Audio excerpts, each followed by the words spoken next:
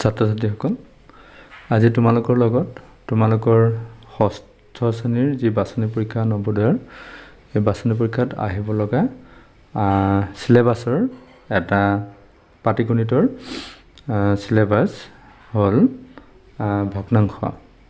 এই ভগ্নাংশৰ বিষয়ে আলোচনা কৰিম আজি।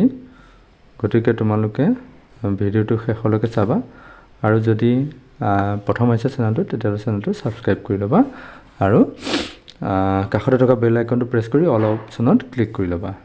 গতিকে ক্লিক কৰি ল'লে তোমালোকে ভিডিঅ'বিলাক চাই পেলাই তোমালোকে প্ৰিপেৰেশ্যনটো কৰাত সুবিধা হ'ব। এতিয়া ভগ্নাংশ বুলি কৈছে, এতিয়া ভগ্নাংশ শব্দটোতে তাৰ অৰ্থটো সোমাই আছে। ভগ্নাংশ ভ গণক নভগ্ন যোগ অংশ, ভগ্ন যোগ অংশ অৰ্থাৎ ভগ্নাংশ দেই। ইয়াত ভগ্ন মানে ভগা, অংশ মানে টুকুৰাবিলাক, হয়নে? ভগা, ভগ্ন মানে ভগা নহয় জানো, অংশ মানে টুকুৰা। অৰ্থাৎ আমি কিছুমান ভগা সমান সমান টুকুৰা, আমি কিছুমান ভগা সৰু সৰু টুকুৰাবিলাক যদি আমি লব আৰু হৰ কৰি পেলাই আমি প্ৰকাশ কৰোঁ, তাক ভগ্নাংশ বুলি কোৱা হয়। অৰ্থাৎ আমি এতিয়া চোৱা, এইটো যদি আমি এটা আলু বুলি ধৰোঁ, তাক আমি সমানে দুভাগ কৰিলোঁ, সমানে 4 ভাগ কৰিলোঁ, হয়নে? কেইভাগ কৰিলোঁ? 4 ভাগ। এতিয়া 4 ভাগ কৰি যদি আমি এটা অংশক প্ৰকাশ কৰিব বিচাৰোঁ, তেতিয়াহ'লে এইটো কি হ'ব জানানে? 4 ভাগৰ 1 কি হ'ব?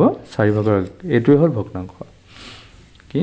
4 ভাগৰ 1টোৱে হ'ল ভগ্নাংশ। অৰ্থাৎ যে ভাগ কৰিলোঁ সেইটো আমি তলত লিখিম আৰু যিমান ভাগ আমি ল'লোঁ তাক আমি ওপৰত লিখিম। অৰ্থাৎ এইটো এনেকৈও ক'ব পাৰি যে কাষত দিয়া চিত্ৰটোৰ ৰং কৰা অংশটো ভগ্নাংশত লিখা। তেনেকৈ যে কয়, তেতিয়াহ'লে আমি কি কৰিম? ৰং কৰা অংশটো আমি ভগ্নাংশত লিখিব লাগে ন? তে ৰং কৰা অংশটো আমি কি লিখিম? 1 ভাগ, হয়নে নহয়? আৰু কেইটা ভাগ কৰিছে? 1 2 3 4, গতিকে 4 ভাগৰ 1।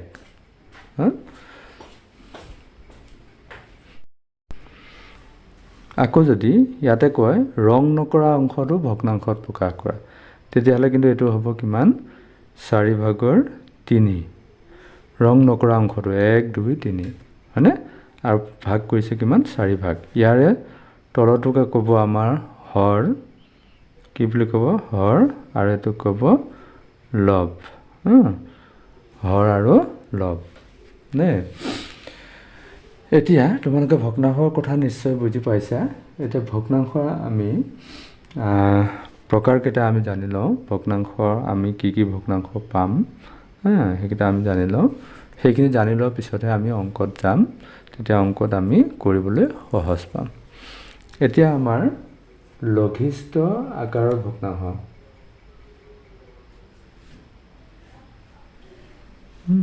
লঘিষ্ঠ আকাৰৰ ভগ্নাংশ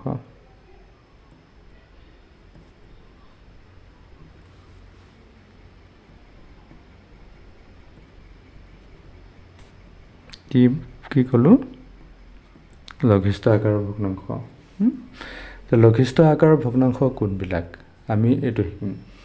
এতিয়া যিবিলাক ভগ্নাংশৰ লব আৰু হৰৰ কোনো সাধাৰণ উৎপাদক নাথাকে,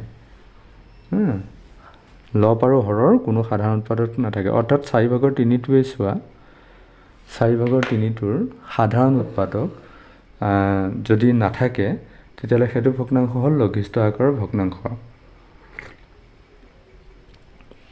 অৰ্থাৎ আমি এটা কথাত ক'বলৈ গ'লে, যিটো ভগ্নাংশ আমাক দিয়া থাকে, এই ভগ্নাংশ যদি আমি একেটা সংখ্যাই কটাকটি কৰিব নোৱাৰোঁ বা কটাকটি নাযায়, তেতিয়াহ'লে এইটো লঘিষ্ঠ আকাৰৰ ভগ্নাংশ। অৰ্থাৎ ইয়াক যদি আমি 3য়ে কাটোঁ, এবাৰ 3য়ে 4ক নাযায়।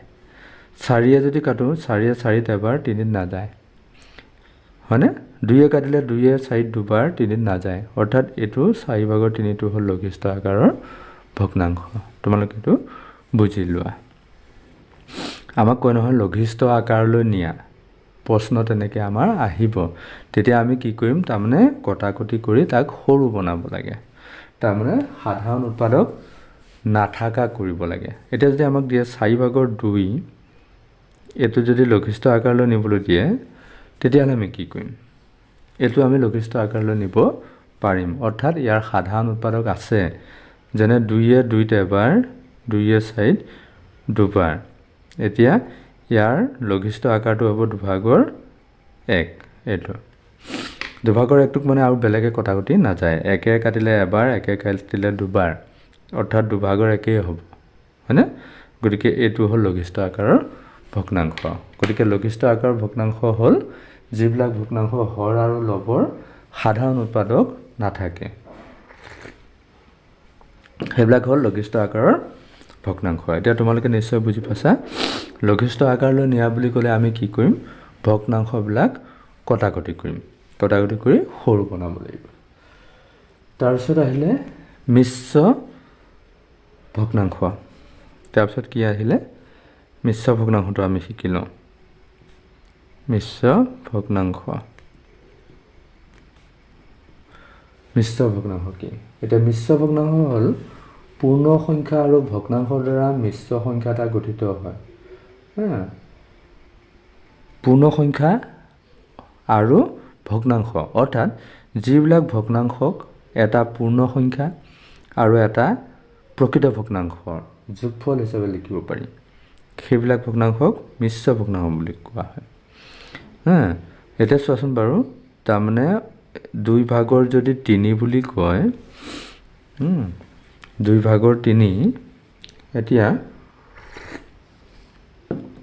2/3টোক আমি কি কৰিব পাৰোঁ 2 লিখি লওঁ 3ত কেইবাৰ যায় এবাৰটো ইয়াত লিখিম আৰু কিমান ৰ'ল 2 × 2 1 ৰৈ গ'ল এইটো তাৰমানে 1 সমস্ত 2/1 অৰ্থাৎ এই 1টো হ'ল পূৰ্ণ সংখ্যা আৰু এইটো হ'ল প্ৰকৃত ভগ্নাংশ আৰু ইয়াতে মাজত এডাল যোগ চিন আছে এটা যোগ কৰি দিলে 2/3 বুলি হ'ব অৰ্থাৎ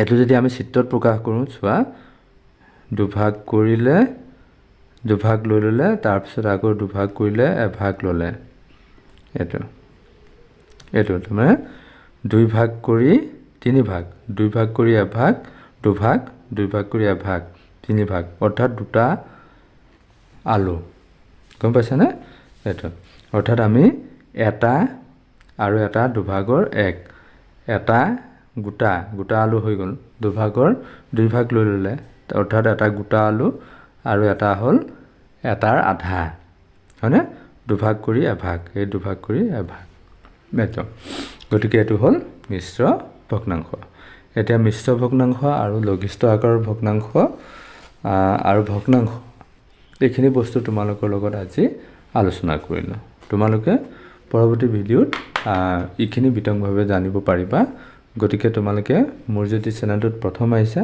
তেতিয়াহ'লে চেনেলটো তোমালোকে ছাবস্ক্ৰাইব কৰি ল'বলৈ নাপাহৰিবা আৰু কাষতে থকা বেল আইকনটো প্ৰেছ কৰিবা কৰি অল অপশ্যনত ক্লিক কৰি ল'বা তেতিয়া তোমালোকে ভিডিঅ' আপলোড দিয়াৰ লগে লগে ভিডিঅ'বিলাক তোমালোকে চাব পাৰিবা গতিকে আজি এই ভগ্নাংশ তোমালোকৰ লগত আলোচনা কৰিব আগবাঢ়িছোঁ পৰৱৰ্তী সময়ত আৰু বহুত আছে সেইখিনি পৰ্যায়ক্ৰমে তোমালোকৰ লগত আলোচনা কৰি গৈ থাকিম গতিকে তোমালোকে ভিডিঅ'বিলাক চাই গৈ থাকিবা কাৰণ মোৰ লগত যদি সংযুক্ত হোৱা তোমালোকে নিশ্চয়কৈ তোমালোকে যি নৱোদয়ৰ ষষ্ঠ শ্ৰেণীৰ বাছনি পৰীক্ষা আছে তাতে তোমালোকে কি কৰিব পাৰিবা তোমালোকে উত্তীৰ্ণ হ'ব পাৰিবা গতিকে আৰু বেছি নকওঁ পৰৱৰ্তী সময়ত আকৌ পিছৰ এপিছ'ড লৈ আহিম তাৰ কাৰণে অপেক্ষা কৰা গতিকে আজি ইমানতে সামৰণি মাৰিলোঁ ধন্যবাদ